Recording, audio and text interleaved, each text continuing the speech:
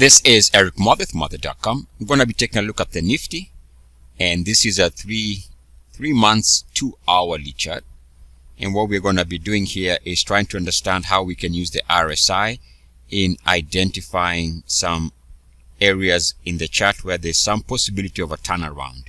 Alright, so what we're going to do is, in the first instant, we're going to be taking a look at these two lows here and here. And what we're going to do, we're going to take the previous RSI highs line like that. Should be something like that. And of course, this connects to the prior highs on the RSI.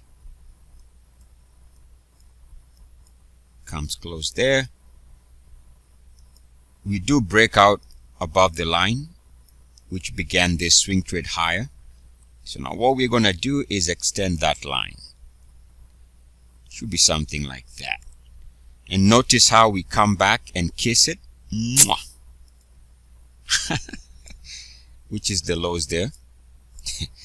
And then we do the same thing, kiss it again. Mwah. Which is giving us the lows there. So we can use the line extensions of the RSI to identify some areas in the chart where there's some possibility of a change in direction for swing trade entry and exits.